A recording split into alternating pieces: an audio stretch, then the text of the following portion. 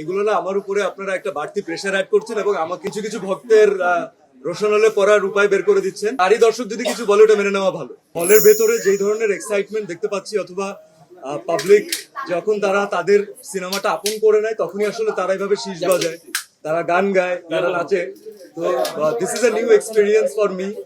I am sure যে this has been an old experience for real energy production and Mehdi Hasan Hridoy, but this is a new experience for me and I'm enjoying every bit of it and I'm really grateful to the audience.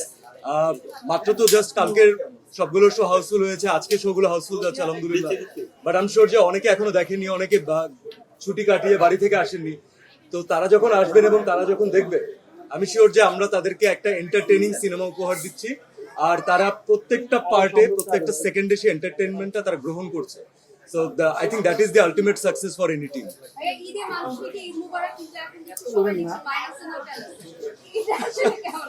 এই যে এগুলো হয় না যে মানুষের কোনো জিনিস যদি খুব বেশি ভালো লেগে যায়, যেমন আমি আপনাদের সাথে শেয়ার করি, যখন প্রথম গানটা আমরা সিলেকশন টাইমে ছিল, যখন প্রথম গানটা আমাদের কাছে আসলো, আমি নিজে মনে হয় 14 বার আর 15 বার টানা শুনেছি এবং পার্টিকুলারলি গাড়িতে শুনতাম, কারণ it has a different vibe.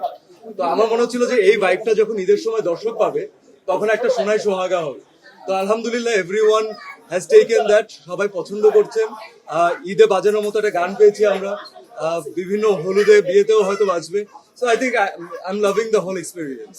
সিয়াম ভাই, আমরা এই প্রশ্নটা আমরা হলামে বুঝছি এবং দর্শকদের রিঅ্যাকশন দেখছি। জি, ম্যাক্সিমাম নারী দর্শকরা বলছেন যে আমরা আমাদের ব্যক্তিগত সুপারস্টার নিয়ে চলেছি।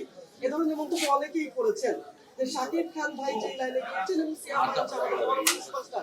এই যে বিষয়টা অঘোষিতভাবে যে আসলে চর্চাটা হচ্ছে, আপনি কিভাবে ফিল করছেন? এগুলো না আমার উপরে আপনারা একটা বাড়তি প্রেশার অ্যাড করছেন এবং আমাকে কিছু কিছু ভক্তের রোশনালে পড়ার উপায় বের করে দিচ্ছেন।